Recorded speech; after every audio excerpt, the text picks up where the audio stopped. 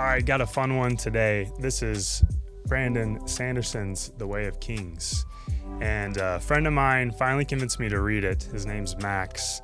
As I was looking up the book and ordering it and everything, I realized that this is the same book that multiple people over the years have mentioned to me, either just telling me about what they're reading and how much they enjoyed it, or even trying to get me to read it. And it's just one of those books, it's an investment of your time, obviously. And it's a fiction book, and I've just been busy with other things, but I think I am really excited to finally get to read it because it's really drawn me in so far.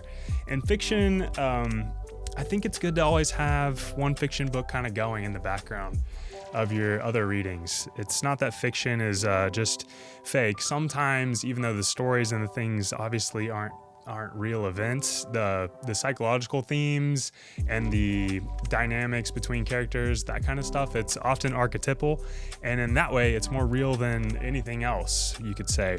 So to the book specifically opens up with this action, this fight scene between Zeth and the king, and it's showing off some different aspects of the world. The gravity magic stuff, like that was all really cool, and it's all just very cinematic, but you don't yet understand the world you're in, obviously, and it's kind of like a common trope of fantasy series and even TV shows and movies. It's like it just throws you right into the action and gets you started with a bunch of energy. So I liked that, and then from there I'm just trying to navigate the introduction of all these different characters.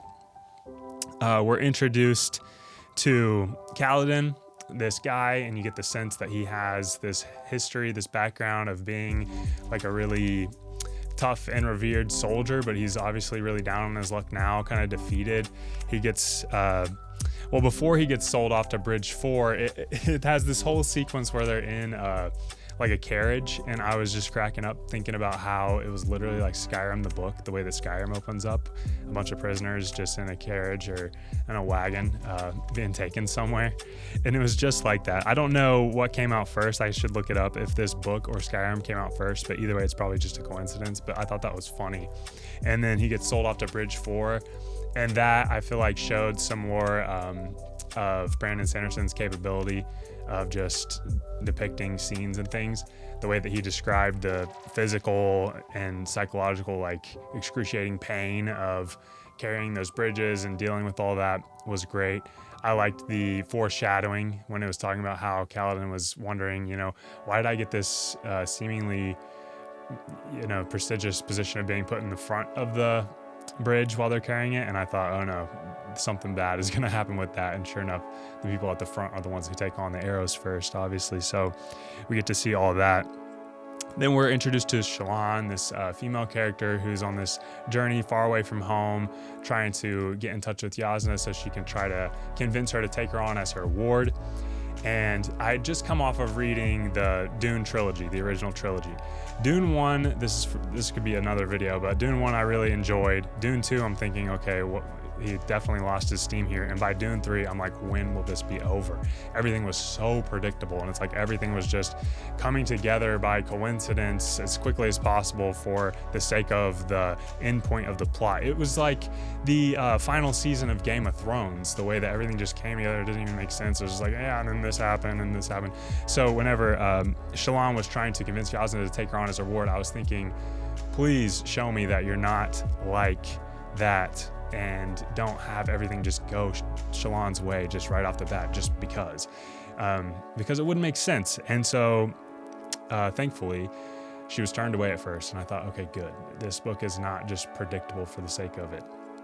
And then it got to depict Shallan's ability to regulate her emotions through that, and the defeat, and then her coming up with an idea of what should she do. Should she just give up, or should she try to come up with another way to push forward, and all this. And that's where the richness of the story and of this character building comes from. So I was really glad to see that, and happy with the way it was written. It was engaging. I really liked that scene where she decides, okay, you want me to know more about history and whatnot, then I'll take that and I'll go find these books and I'll buy them and I'll study them as quickly as possible. And the shopkeeper was trying to take advantage of her, and her friend, what was his name, Yalb, comes in and plays out this whole scenario pretending to be an alternative bookseller to drive the price down from the shopkeeper. That like brought in some jovial spirit to the story and showed his breadth of skills in like writing different types of scenes. Like that had some comedy to it, and that was really enjoyable.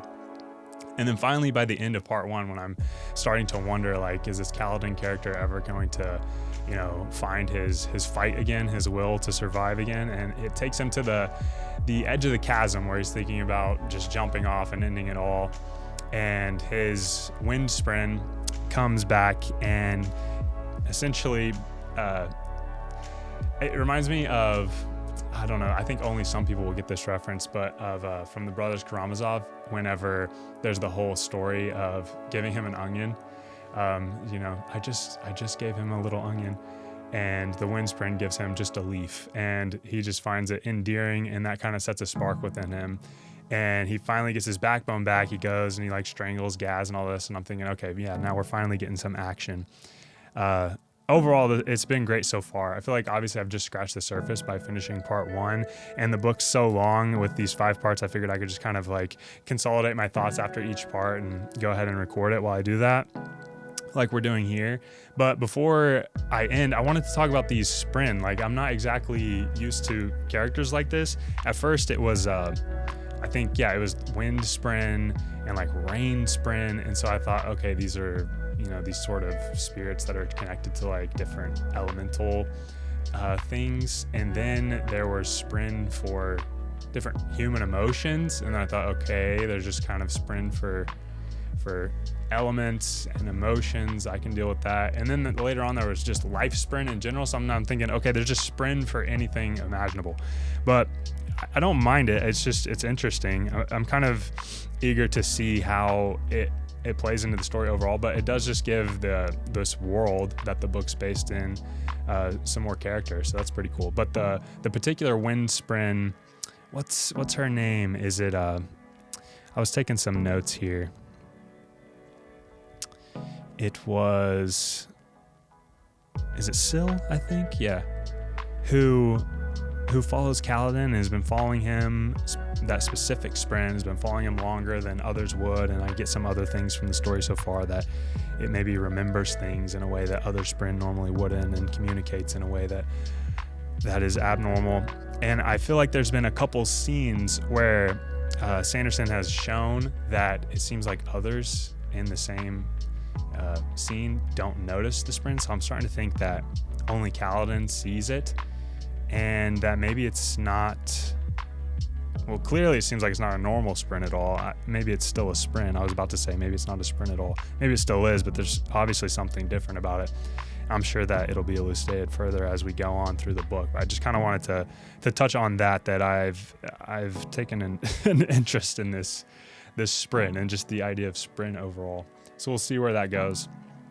But if you've read the book, obviously I don't want any spoilers, but let me know what you thought about it in the comments. And then if you've been thinking about it, then I would say just based off this first part, I would recommend it. I'm looking forward to moving the rest of the way through the book. And I've already got the other 3 that are out, ready to go. And then the 5th one comes out this December. So it's a good time, I feel like, for me to jump into it. And so yeah, that's Brandon Sanderson's The Way of Kings Part 1. So I'll see you in the next one.